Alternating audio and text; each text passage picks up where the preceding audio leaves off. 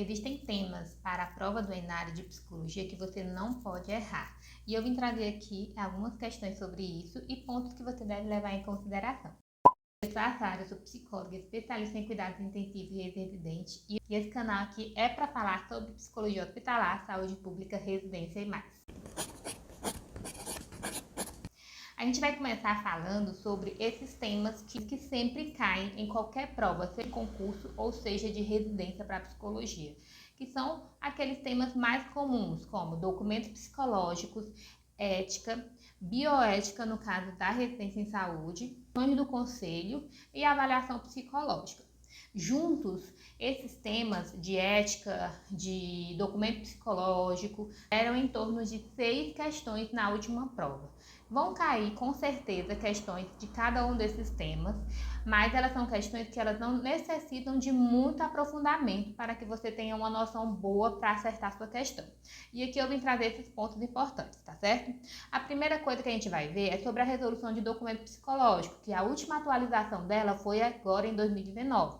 Então a gente vai entender que quais são os documentos que são resultados de uma avaliação psicológica. Então você tem que saber que o laudo e o atestado psicológico, eles são os únicos documentos que são resultados de uma avaliação psicológica. Então é importante que você saiba disso e qual é a diferença deles dois, né? Qual a diferença de um laudo para um atestado? Sabe? Ele tem uma pretensão de responder uma pergunta muito simples, né? Normalmente ele está vinculado à pessoa querer um afastamento ou uma falta justificada. O atestado ele serve mais para comprovar que a sua condição psicológica está de uma determinada forma e isso auxilia essa pessoa a ir buscar um afastamento ou alguma coisa desse tipo.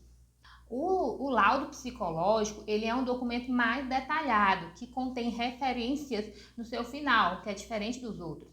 E esse documento, ele é um documento mais abrangente, tá? Ele pode ter vários motivos de solicitação. Então, entender esses dois pontos e quais são as diferenças entre eles. O ponto é você saber a definição de cada um dos documentos, o que é um atestado, o que é um parecer, o que é uma declaração, pelo menos uma ideia geral de como eles se diferenciam, para que se a prova pedir a definição de algum deles, você pelo menos tenha uma noção de como diferenciar um do outro.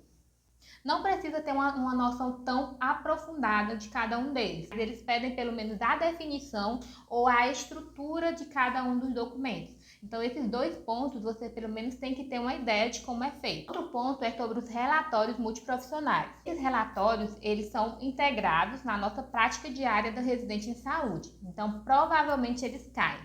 E esse relatório tem uma parte muito importante, que é o sigilo psicológico, né? O que é que o psicólogo tem que colocar, como ele deve colocar, se é junto com os outros profissionais ou se é um canto separado ali do relatório. Então, a gente tem que entender isso, né? E esse relatório, ele é bem simples. Ele é como um relatório normal psicológico, entretanto, resultado de uma ação interdisciplinar, né? Uma relação multiprofissional. Dentro dessa relação existem ações que a gente faz junto com os outros profissionais, mas existem coisas que somente o psicólogo faz ali naquele momento. E essa parte é escrita de forma diferente, é escrita de forma separada desse outro texto, junto dentro desse relatório, tá bom? Então, relatório multiprofissional é um ponto também importante. Um outro ponto também é sobre a entrevista devolutiva. Então, o psicólogo, ele é obrigado, é dever do psicólogo dar a entrevista devolutiva a quem de direito, no caso a pessoa que está solicitando, né? E aí você tem que ver os pormenores, as exceções, e se isso for cair, normalmente cai dessa forma. Agora o segundo grande tema vai falar sobre as avaliações psicológicas. E aqui eu vou só focar sobre o teste, né? A aplicação de testes e como é que funciona a avaliação psicológica de forma geral. Eu já falei em outro vídeo que sobre a avaliação, caiu muito sobre neuropsicologia, avaliação neuropsicológica. Pode ser que ele continue nessa vibe, tem uma grande chance disso acontecer. Então é bom estudar o que é a avaliação neuropsicológica. Mas de forma geral, a gente tem que entender o que é uma avaliação psicológica, né? Que ela utiliza-se de diversos meios para chegar a algum fim, responder a algum problema ali, alguma demanda que foi solicitada, tá bom? Então, entender essa dinâmica, que normalmente uma questão ou outra pode cair algo mais simples sobre essa dinâmica de testes, entrevista, observação e outras coisas. Um ponto que caiu na prova anterior sobre resoluções do Conselho Federal é sobre a utilização do EPSI, né, que era o cadastro para a realização de atendimentos online. Foi revogado em 2024 essa necessidade de ter o cadastro no EPSI para fazer atendimentos online. Existem ali a necessidade de a gente adequar o que a gente vai propor ali para os meios que a gente tem. Então, se é possível fazer uma avaliação via chamada de vídeo, se o teste permite isso, então a gente está autorizado a fazer. Mas se o teste não permite isso, a gente não está autorizado a fazer. Então, mudou-se, revogou a necessidade do cadastro, mas outras coisas foram mantidas. Aí a gente chega no código de ética, né? O código de ética, gente, é bastante intuitivo. Você tem que ter pelo menos a noção do que é dever do psicólogo, o que é vedado ao psicólogo. Normalmente, um é o contrário do outro. Então, é dever do psicólogo respeitar a dignidade humana, os direitos humanos, garantir o sigilo profissional, prestar serviços de qualidade e responsabilidade, fazer atividades que você tem conhecimento técnico e científico. E é verdade ao psicólogo fazer o contrário disso, né? Então, normalmente, são questões fáceis que você não pode errar, porque são questões intuitivas.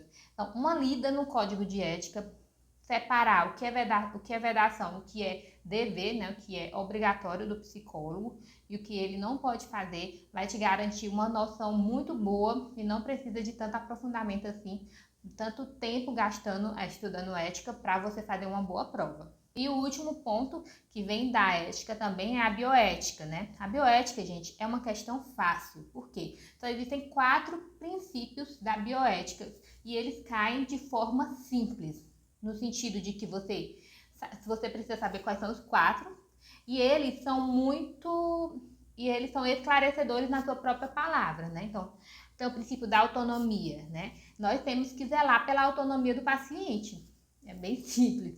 Se a gente está falando de não maleficência, a gente entende que o profissional de saúde ele tem que zelar por ações que não tragam danos para o paciente, que tragam mais benefícios do que malefícios para ele. No momento em que uma ação estiver trazendo mais malefício para o paciente do que benefício, essa não deve ser realizada.